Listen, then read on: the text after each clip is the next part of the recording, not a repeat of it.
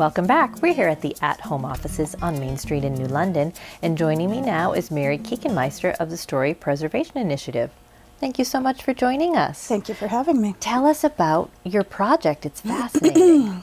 Well, story preservation is at its core an oral history-based educational resource.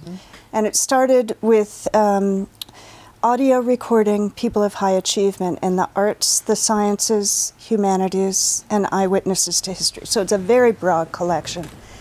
And we have well over 50 recordings at this point. The recordings themselves are archived in different libraries, the Library of Congress. Our Holocaust stories will be archived in the United States Holocaust Museum, at the New Hampshire State Library. So we have a lot of kind of home base for them. The mission is to get these primary source stories out as broadly as possible. So we have a blog that goes out, and it's complete public access, and people actually internationally look at that and listen to those stories. And what we're working on right now is called the Story Preservation Initiative Learning Lab. And the Learning Lab is a project that we're working on in collaboration with the New Hampshire Department of Education. And it is taking all those primary source audio recordings of astronauts and poets and writers and artists and, you know, very, very broad, and bringing them into K through 12 public school classrooms in the state of New Hampshire, and not pairing them, but complementing the audio, furdering the learning with project-based lesson plans. What a gift to our children, really. That is just amazing. I've always been a big fan of audio books. Passed a lot of long trips in the car for my children when we were younger. They love an audio story. Well, it's very different than video because audio, if it's captivating, and primary source material generally is, it's first person, it's what someone has experienced.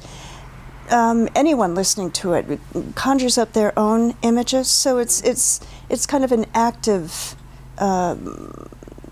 participation in a way. So, and the audio is geared within the Learning Lab to be the engagement piece for students. So you're hearing someone who lived what they're talking, and by and large, the audio is quite compelling. And then you kind of bring them in with that, and then you jump off from that point with all sorts of different in-class projects. So that's the whetting their appetite. That's the whetting their appetite. Hearing the audio, and then they can really just take the research wherever they'd like to.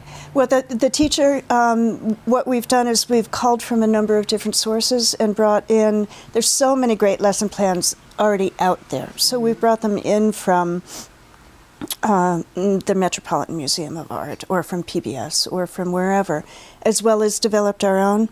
So we roll those into the Learning Lab site, so teachers really can go, they can do their own thing with it, or they can say, okay, this has been done before, I really just want to do what this teacher did, and this worked very well. So, well, we've got your information up on the screen, and from your website you can get into your blog and sign into that, which I did before this interview, and it's just great. Thank you. So thank you so much for bringing that to our area. I should mention you're actually an Andover resident, so we're very delighted to have such a great project in our midst. Thank you. And if anyone has any questions, they can contact you through the website. They certainly can. Okay, thanks, Mary. Continued success. Thank you. Take care.